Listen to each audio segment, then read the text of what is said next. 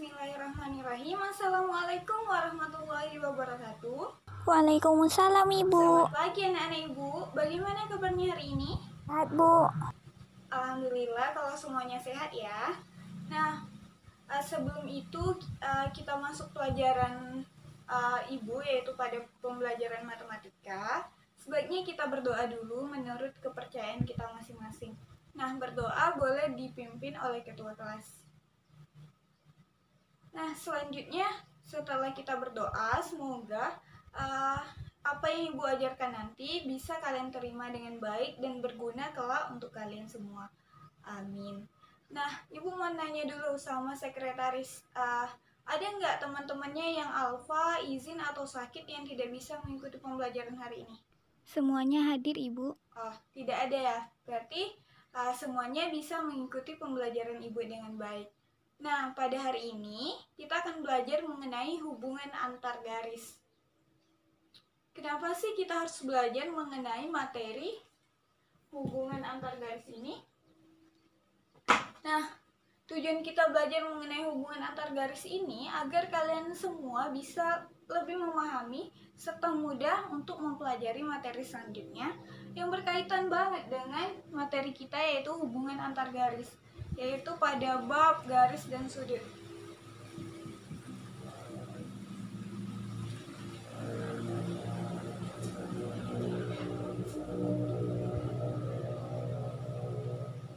Nah, pada materi kita yaitu hubungan antar garis ada namanya garis.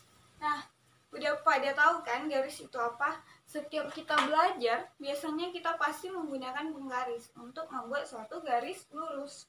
Nah, jadi dapat kita ketahui ternyata garis itu juga berkaitan banget dengan matematika. Jadi, kita harus tahu dulu apa sih garis itu sebenarnya. Udah ada yang tahu belum apa yang dimaksud dengan garis? Kalau sudah ada yang tahu, boleh acungkan tangan.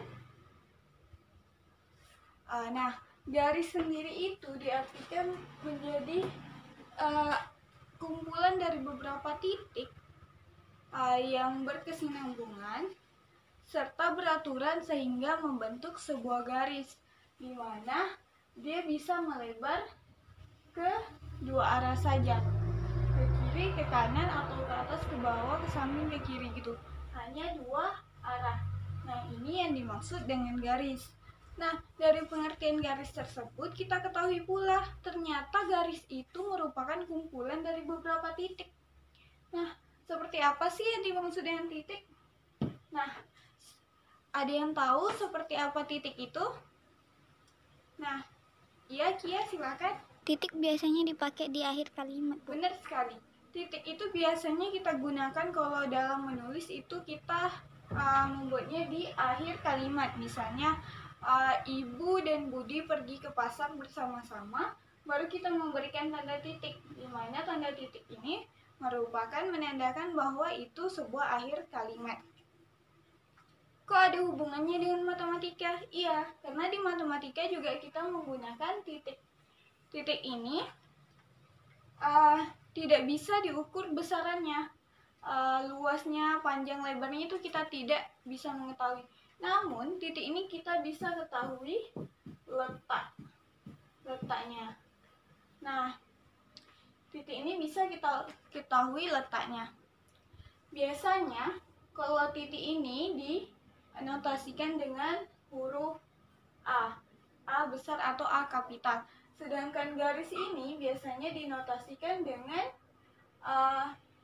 dengan huruf kecil seperti L, M, N. Jadi dibacanya garis L, garis M, atau garis N. Selanjutnya, kalau titik ini biasa dinotasikan dengan A, dibacanya titik A, titik B, titik C, seperti itu.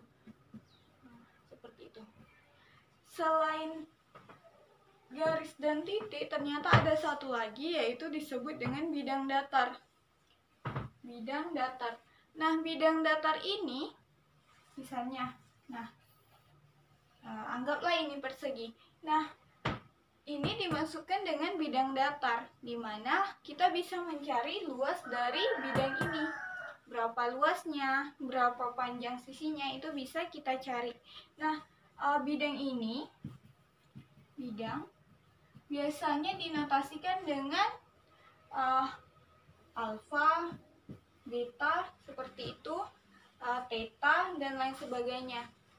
Biasanya seperti itu. Jadi bacanya bidang alfa, bidang beta, seperti itu. Baik, selanjutnya kita masuk mengenai sebelum kita masuk lebih lanjut, ada tidak yang ingin ditanyakan mengenai garis, titik, dan bidang tersebut? Kalau tidak ada, kita langsung aja mengenai hubungan-hubungan antara titik, garis, baik itu bidang.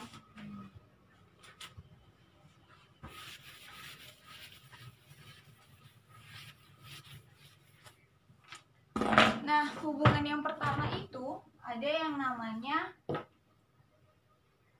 hubungan titik dan garis. Nah, hubungan titik dan garis ini dibagi dua lagi. Yang pertama, titik terletak pada garis. Nah, kalau digambarkan seperti ini sebuah garis, kita umpamakan garis L.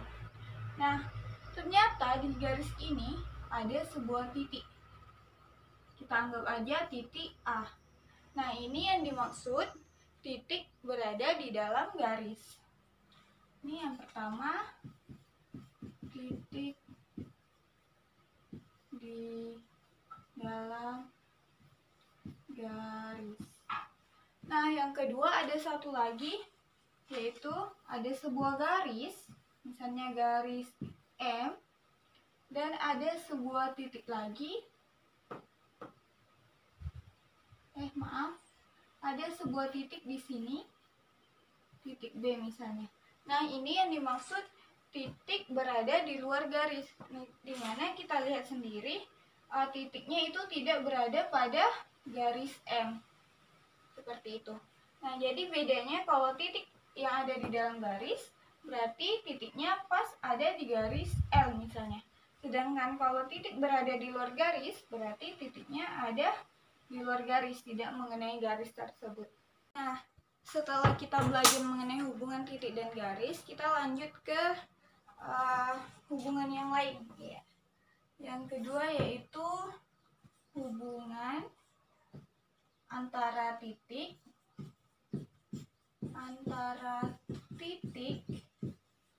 dan bidang.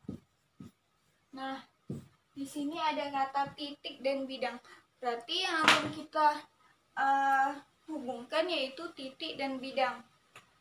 Di sini hubungannya ada dua. Yang pertama, titik berada pada bidang. Titik berada pada bidang.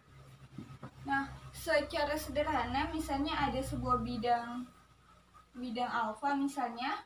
Nah, bidang ini terdapat sebuah titik, misalnya titik A, bidang alfa. Nah, ini yang dimaksud titik berada pada bidang. Sedangkan kalau titik yang kedua yaitu titik terletak di luar bidang. Di luar bidang.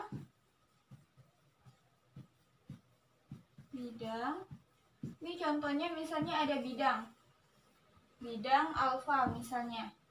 Dan ada titik di sini. Titik A. Nah, ini yang dimaksudkan dengan titik berada di luar bidang.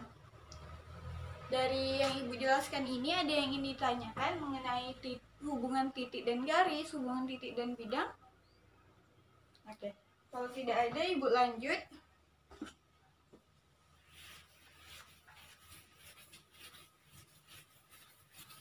Mengenai materi yang ketiga yaitu hubungan antar garis dan bidang. Antar garis dan bidang. Nah, hubungannya itu ada 3. Yang pertama, garis terletak pada bidang. Yang kedua, garis terletak maksudnya tidak terletak pada bidang. Nah, yang ketiga ini garis menembus bidang. Nah, yang pertama garis terletak pada bidang, seperti garis dan titik juga, hubungan garis dan titik. Kita dapat melihat gambarnya kalau hubungan antar garis dan bidang itu, yaitu garis terletak pada bidang, ada sebuah bidang, misalnya bidang alfa, di mana terdapat sebuah garis. Nah, garisnya misalnya ini, garis L misalnya, dan bidang alfa. Nah, ini yang dimaksud garis terletak pada bidang, di mana garisnya itu pas ada di dalam bidang alfa, garis L-nya berada di bidang alfa. Sedangkan garis tidak terletak pada bidang, itu misalnya ada sebuah bidang nih, bidang alfa atau beta. Ada sebuah garis di luarnya, misalnya ada garis di sini. Ini garis L. Nah, ini yang dimaksud dengan garis tidak terletak pada bidang. Artinya garisnya ada di luar bidang alfa ini. Itu yang dimaksud dengan garis tidak terletak pada bidang. Nah, sedangkan garis yang menembus bidang atau memotong bidang itu, jika ada sebuah bidang, lalu ada sebuah garis. Garisnya itu misalnya seperti ini. Nah, ini garis L misalnya, ini bidang alfa. Garisnya ini dia memang berada di bidangnya dan juga di luar bidangnya, tapi dia menembus bidang alfa. Itu yang dimaksud dengan garis menembus atau memotong bidang, misalnya bidang alfa, beta, atau lain sebagainya. Yang keempat,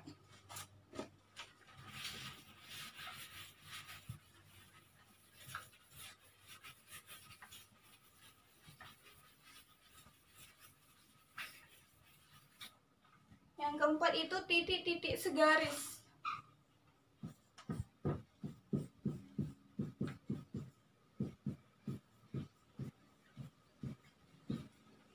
Nah, titik-titik segaris ini dapat digambarkan bahwa ada sebuah titik, sebuah garis, dan ada titik A misalnya, ini garis L, dan ada titik B. Nah, ini yang dimaksud dengan titik-titik segaris. Jadi ada beberapa titik yang berada dalam sebuah garis. Nah, dari penjelasan Ibu tadi, ada yang ingin ditanyakan? Kalau titiknya lebih dari 2 bagaimana, Bu? Nah, jadi pertanyaan dari teman kalian itu, kalau titiknya lebih dari 2 boleh, Bu? Apakah tetap dikatakan titik segaris? Nah, kalau misalnya titiknya lebih dari 2, misalnya ada titik C, nah itu tetap dikatakan bahwa titik-titik tersebut titik segaris, atau biasa disebut dengan istilah kolinear. Itu disebut dengan titik-titik segaris atau kolinear, istilahnya ini. Sedangkan yang kelima, itu ada namanya titik-titik sebidang.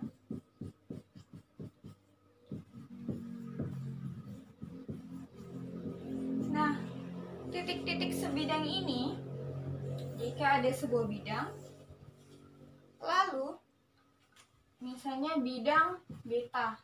Nah, bidang tersebut memiliki titik A, B, C. Nah, ini yang dikatakan titik-titik sebidang, di mana titik-titik ini berada pada satu bidang. Nah, itu tadi penjelasan mengenai hubungan-hubungan antara titik, garis, maupun bidang. Nah, selanjutnya kita masuk mengenai kedudukan antar garis. Jadi dari kalian ada yang tahu tidak apa ini maksud dengan kedudukan? Contoh nyatanya seperti apa? Menurut saya kedudukan itu tempat, Bu. Nah, benar sekali. Kedudukan itu seperti yang teman kalian bilang tadi, biasanya itu dinyatakan bahwa berkedudukan di misalnya di Tanjung Batu, berarti dia tinggalnya di Tanjung Batu. Atau bisa dikatakan kedudukan ini biasanya diartikan dengan kata posisi. Jadi, kedudukan garis, maksudnya ada beberapa garis gitu, berkedudukan. Yang pertama itu kedudukannya yaitu bersilangan. Yang kedua itu ada yang namanya berhimpit. Yang ketiga ada yang namanya garis yang berpotongan.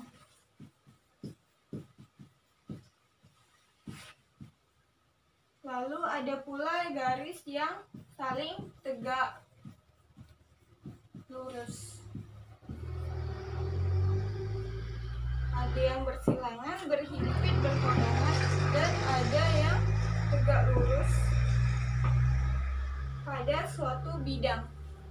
Dan ada juga yang namanya garis itu saling sejajar. Nah, dari 5 kedudukan antar garis ini, Ibu minta supaya kalian lebih paham. Jadi Ibu akan membentuk kalian menjadi 3 kelompok.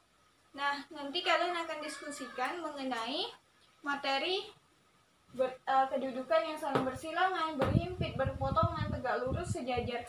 Nanti kalian cari pengertiannya, kalian pahami pada setiap kelompok. Nanti Ibu akan bagikan 3 kelompok.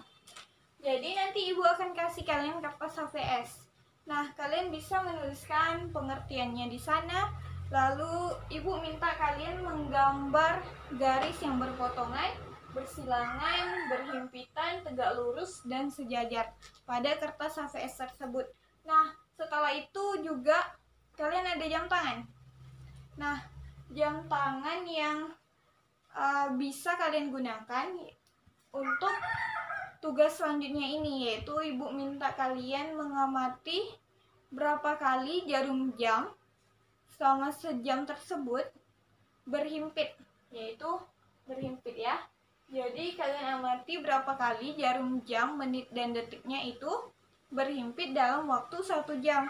Setelah itu, supaya kalian juga mengerti materi selanjutnya mengenai sudut, jadi Ibu ingin kalian mengamati jarum jam selama waktu perputaran jam 24 jam, berapa kali jam tersebut membentuk sudut siku-siku dan sudut lurus. Kalau yang dinamakan dengan sudut siku-siku itu berarti sudutnya sebesar 90 derajat.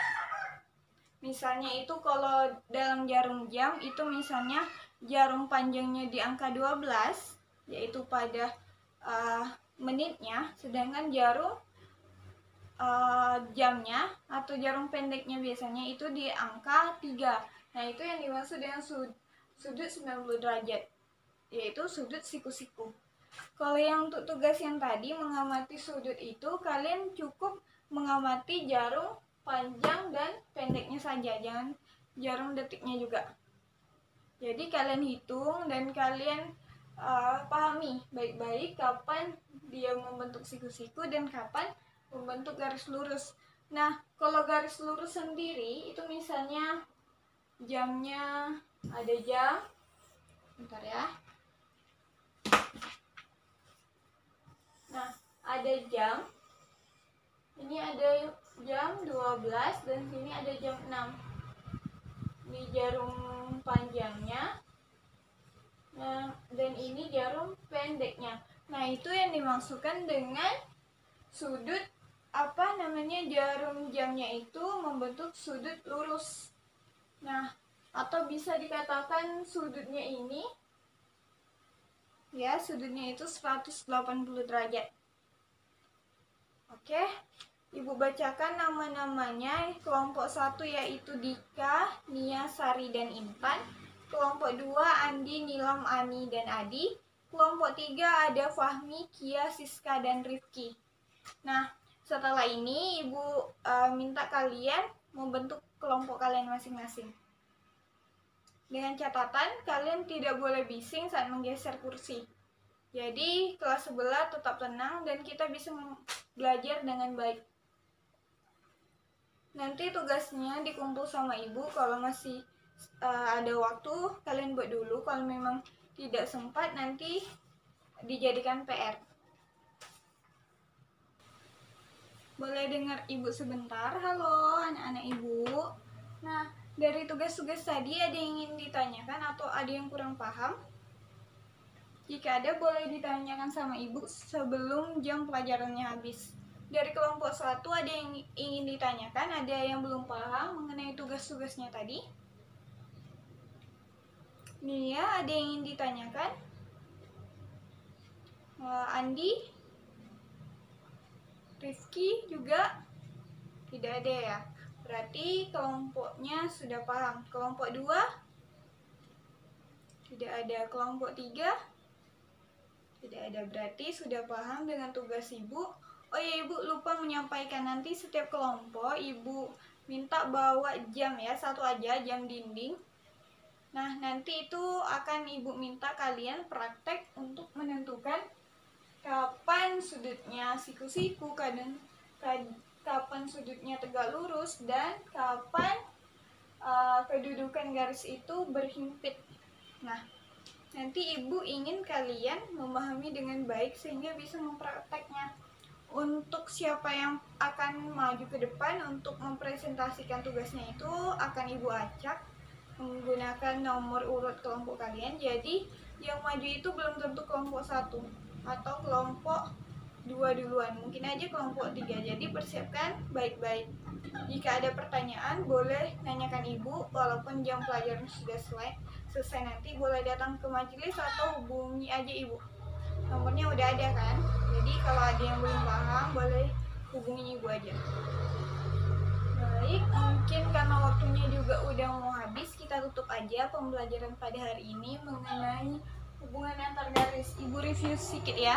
Tadi hubungan antar garis itu ada hubungan titik dengan garis, hubungan titik dengan bidang, ada lagi hubungan garis dengan bidang, hubungan garis dengan bidang, ada juga hubungan titik dengan bidang, ada yang di luar dan ada yang di dalam bidang, ada banyak banget. Dan ada juga hubungan antar titik segaris atau kolinier, dan ada juga titik-titik sebidang. Dan ada kedudukan garis, yaitu ada kedudukan garis bersilangan, berhimpit, berpotongan, tegak lurus, sejajar. Dan juga kita tadi udah membahas mengenai pengertian titik, pengertian garis, dan pengertian bidang, yaitu bidang datar. Jadi ibu harap setelah ini kalian bisa baca-baca buku lagi. Buku paket itu boleh kalian jadikan referensi untuk baca, ataupun boleh cari di internet. Nanti untuk lebih paham kalian boleh nulis di buku catatan kalian mengenai materi kita pada hari ini. Ibu rasa cukup. Sebelum ibu mengakhiri pembelajaran ini, mari kita sama-sama ucapkan Alhamdulillahirrabbilalamin. Semoga apa yang ibu sampaikan bisa bermanfaat bagi kalian. Ibu tutup dengan wassalamualaikum warahmatullahi wabarakatuh. Selamat pagi.